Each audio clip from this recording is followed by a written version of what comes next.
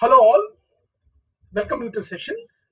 I am Jay Prakash Rao, a senior faculty member for UPSC Prelims and Mains.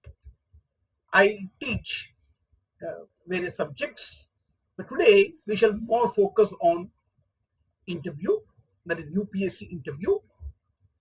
So I titled it How to Face an Interview. So among the three main levels of UPSC, that is prelims, then mains, and interviews. So personality test we call interview. Prelims is a multiple choice examination where you can choose one among the options based on your conceptual clarity, the subject knowledge you have. Mains, you have general studies, and also you have your optional paper. So you can write. In the prelims you can choose, in the mains you can write. But interviews where you could speak, your communication skills are a test and your personality is a test.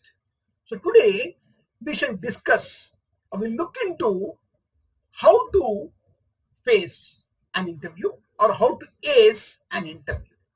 How should one succeed in an interview? So let's start with the session today. And before that, let me remind you, UPSC interview is considered one of the toughest interviews ever conducted. But there are different panels, all senior members, extremely knowledgeable professionals handle this panel of the interview panel, and they question different various questions based on your personality and your knowledge and the option you chose, the information you gave in a detailed application form, we call it DAF or DAF. So how should one face an interview is very important aspect of a UPSC aspirant's preparation to become the coveted officer of an IAS or IPS or any other service. So today, let's start with UPSC interview. So what do they test in an interview? Whenever you face an interview, what do they have in mind to look into the candidate? What do they search in the candidate? What do they want from the candidate? Let's see this. So I'll call it three aspects of an interview. One is knowledge. Second is aptitude. The third is personality. So knowledge is what we learn from different subjects. I know many candidates, whenever they face an interview, they tell us what they have studied. Know the difference between what you have studied and what you have learned. The panel is very clearly interested in what you have learned for your career. How you want to prepare. For example, you want to prepare in sciences, in physics, in chemistry, or in math, in economics, in geography, in different options, veterinary. What are the subjects you choose? What have you learned from it? That's what more important than what you have studied.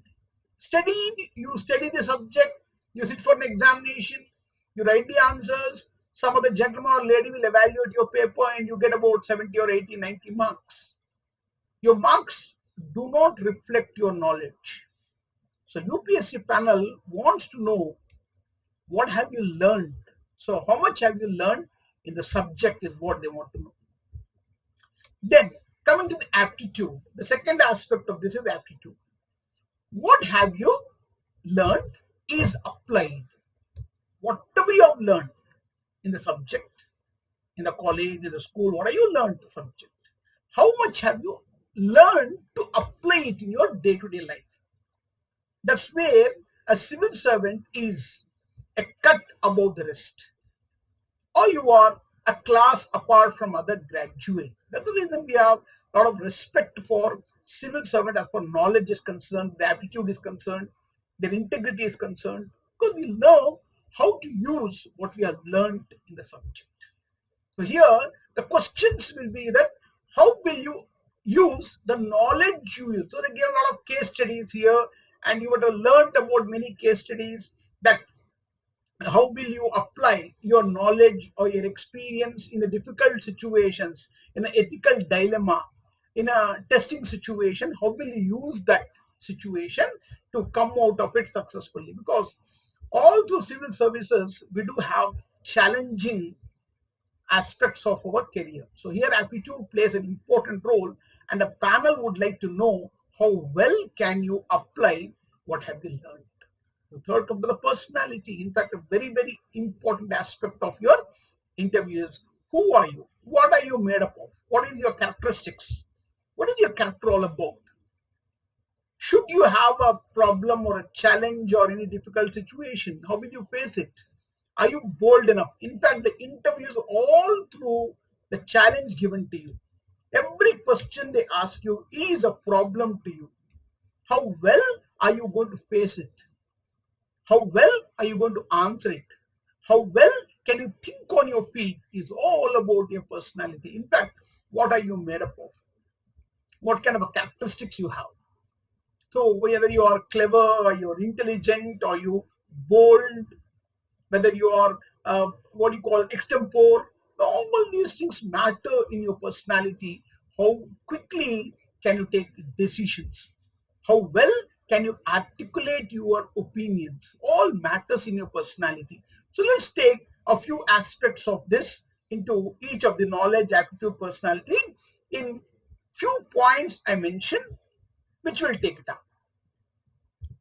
First, I would like to give you an insight of your personality, because that's very important for an interview. But most of the interviews start with a very basic question. Tell us something about yourself. What do you know about yourself? Who is the person on the earth who can know about yourself than you yourself? No one else on the earth knows about you best. About yourself is you. I think parents, siblings, even close friends know much about you. Your way of thinking, your behavior, your attitude, your way you make decisions. How well are you well versed with your aspect of life, the ups and downs of life? How confident are you? How optimistic are you? It's all about yourself.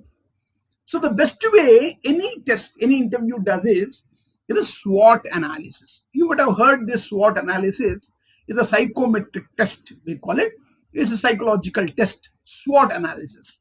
SWOT is all about strength, weakness, opportunity, and threat. So what is your strength?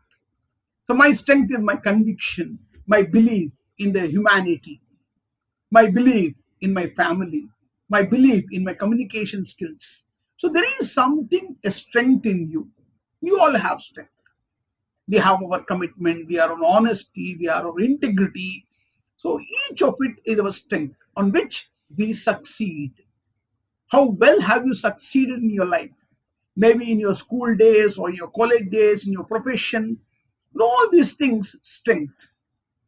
If at all I come to know that a particular medical doctor is prescribing tests which are not needed for the patient, if at all he comes to know with this second or third opinion he has taken from other physician, then the doctor who prescribed the unnecessary test would lose his further consultation and further business, because his strength is not honesty.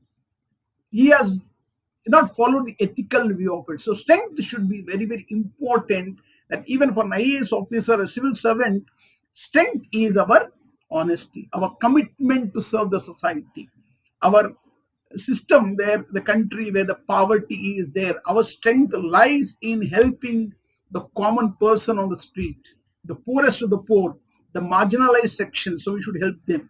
That is our strength. So weakness, we all have weaknesses. Irrespective whether you tell me I don't have any weakness, nobody would believe you, because we all have emotions. Our emotion, we get angry, we get extremely happiness, we get moody, we have our own weaknesses like thinking ability, our pity. Now, you can't tell that, sir, whether a civil servant should not have pity. Yes, we should have. But at what time we should have more than pity or sympathy, we should have empathy towards the other people. We should be able to follow the rule at the same time. We should be able to help. So we should live within the frame of rules. The civil service rules are our way of living. So we have weaknesses, and we should know how to overcome them. So whenever you feel weak, whenever you feel that you are not able to take a decision, take a break. Whenever we feel emotional, don't take any decisions in emotions. So some people we see are generally they ask questions related to your personality, where you get emotionally charged and you give a very rude answer sometimes. It happened many times in UPSC when they ask. In fact, an unmarried girl, a girl was sitting in the panel interview. She was sitting in the interview. She was a candidate. One of the elderly gentlemen asked her, how would you react if I were to ask you, how would your husband react if I were to ask you for a dinner date tonight? She smiled. In fact, any other ordinary girl would get angry because somebody asked for a dinner date and a stranger, that girl, a married girl, would get angry. But she smiled and said, why would my husband get angry when his wife is going out for a dinner with his father-in-law? So here where you are saying that you are my father, the girl is saying that you are my dad. So it's over. So other girl was asked, and said, next day morning you wake up and you found that you are pregnant. What would you do? She said, I would be very happy. Tell my husband, I'll take a day off and I'll go and celebrate that day. So never ever she is giving an opportunity to get emotional. Their weakness is to be controlled. Our smartness comes here. How strong are we in our ability to understand the different situations? So don't show your weakness. We do have weaknesses. We don't have it, but we should be well prepared to show it as with a kind of a small humor also. We can win over your weakness. Opportunity. Where can you work?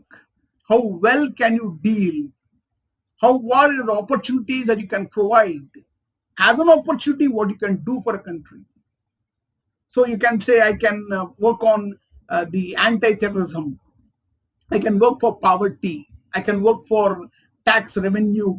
I was an IAS, so I was a tax revenue person. So intelligence. So a lot of opportunity for you to tap. So what is the opportunity you can provide and what is the opportunity you can have in the system? That's where it is. So many students who like for IAS, so you want to work for the grassroots level of it. You can on IPS, you want to solve law and order problem on it, or you want to work for women welfare, so you want to work on a Maoist problem. So many things are an opportunity. And especially IFS office, the Indian Foreign Service, you have to be diplomatic, so there's an opportunity for you. The different areas of threat. What is your threat and to whom are you threat? This is a certain area where you need to be very careful about. So, to whom are you threat? You can't be a threat to the government. You can't be a threat to the public policy. You can't be a threat. But if the person is following a wrong path, yes, you are a threat to the person. Let it be any person. Let it be any higher authority, any person who does not follow the rule, who does not follow the conduct, who does not follow the government rules, then you are a threat to them. They can feel a threat in you. Not anybody is threat to you. So we just don't look at threat as the personal aspect of gaining over or getting a promotion, undue promotion kind of a thing. But threat is one. To whom can you be threat? You are a threat to the person who is against this country, who are against the country, nation's interest. So you are threat for the person, and a threat for you is your temptation to become corrupt. Be careful. There are opportunities where they can give you an opportunity to become corrupt. But no, you will not fall for the other tricks. You will be honest. Your integrity can never be questioned in the service, and you are the most unpopular officer in your department. So the threat, know yourself. What are you basically depends on your SWOT analysis. They get this information from you, from your strength, weakness, but not directly. They'll ask you many questions related to these things. So this can be discussed and you can analyze yourself. Now let's come to the most important part of your interview, where we ask questions related to, let's see. Many of us, many of the aspirants, whenever we prepare our resume or biodata, when you prepare that for any other interview, I see many students just copy down somebody else's resume. They can't even write their own resume on their own. They just copy it down. Because objective you copy it or something you copy it. You only change your name, gender, date of birth and all remaining same. No, that won't work. Because your biodata, your resume is your own story. It's your own story. You can't copy. You can't copy your story from someone else. Resume should be original, and you write down your own resume.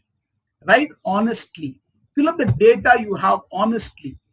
Because here where we come out with our honesty and our true picture comes out in your biodata. So don't copy it from someone else. Write your own resume.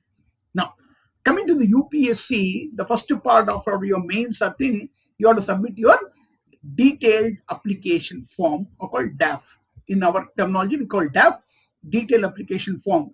Whatever you write before you go to interview, read n number of times, multiple times.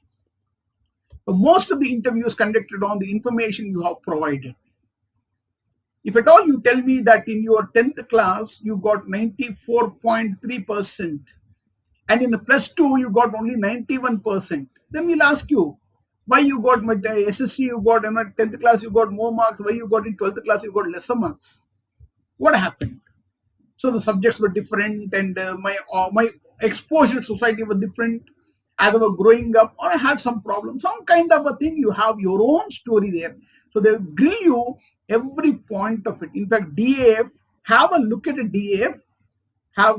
Take from someone else a DAF, or you yourself have written a DAF. Read it, how detailed information they ask you about yourself in UPSC. So read it multiple times, because that's where your majority of the questions come from as far as your personality is concerned. And most importantly, when you go to an interview, wear your positive attitude.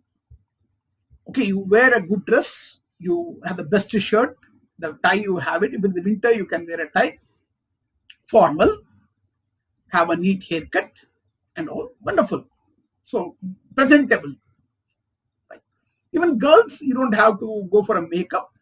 Plain dress, pastel shades, no floral prints and all. A simple sari or a salwar kameez would do, and simple, no makeup, and all, be presentable. That's it. The best makeup or the best thing you can add is a smile on your face that enhances your personality to the end terms. So positive, be positive. Don't get scared. Don't get a fear psychosis. When the people see, they do a lot of things. They twinkle their fingers, they wet their lips again and again, and they touch their nose and all. No, sit calm, sit posture, sit calm, and with a smile on your face. Look straight into the eye of the panel and answer gently. At the same time, you don't have to shout, nor will you mumble. You speak in a very moderate voice and speak clearly. And speak with confidence. Positive attitude is what you need to see from the people who attend the TV shows generally, because they shout a lot, but there are some people who present themselves very well. You can watch interview sessions, mock interview sessions, or especially Rajya Sabha TV, Lok Sabha TV, they conduct a lot of programs there. Unlike these commercial channels where they keep shouting, that's not the way you present yourself. That's not the way you agree or disagree with an issue. But watch good programs where they speak, when they conduct an interview, how they ask questions, how they give an answer. You should look at the positive attitude of the aspirant, because that carries a lot of weight and a lot of information about you. But your positive attitude is your personality, your character, your characteristics. Is all about the way we behave. That 15 to 20 minutes you sit in the interview hall is your life with changing attitude. So behave yourself, sit positively, behave positively. Don't let any negative thing come into your mind. Maybe I'm not successful, maybe I'm nervous. No, just relax. So you can attend, you can talk to your faculty members, any elder members, anywhere who are little educated, you can talk to them again and again. Talk to them many times. Get the positive attitude. It has to come only from practice.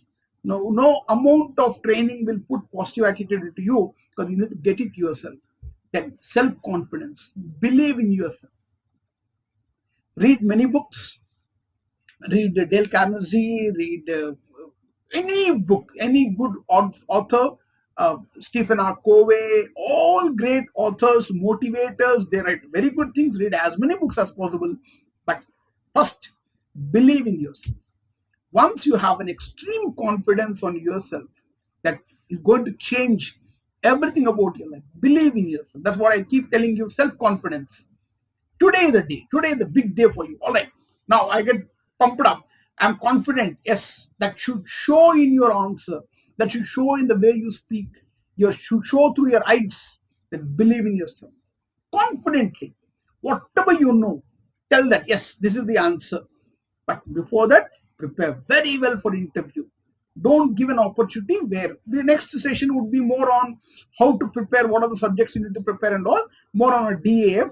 That self-confidence is the most important aspect of your life and your interview preparation. And the last, not the least, not very, very important aspect of it is tell truth. Be honest. Whatever the answer for the question or whatever the information you have, please tell only truth and truth alone, nothing else. Because the panel is the most knowledgeable member sitting there. They are psychologists, they are subject experts, they are language experts. There is a person who only reads your body language, the way you move your fingers, the way you move your lips, the way you look at somebody's eyes and all. They keep observing you. So, all right, this person has a positive attitude, this person has confidence, and this person tells truth. It's called kinesics. It's a body language where truth alone matters. Any amount or any information which you try to bluff, they'll come to know immediately, and the chances of you getting selected are remote. So that you lose chances. So be careful.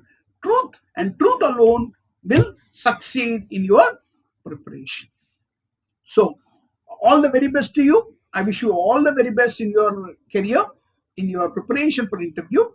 And more such videos keep coming to you where you can prepare based on your DA for how other information, what are the kind of information they ask. So we'll have number of sessions would be on a question and followed by the answer. The next few sessions would be how to prepare an interview in the process, how to answer certain questions will be your next session. So take care of yourselves.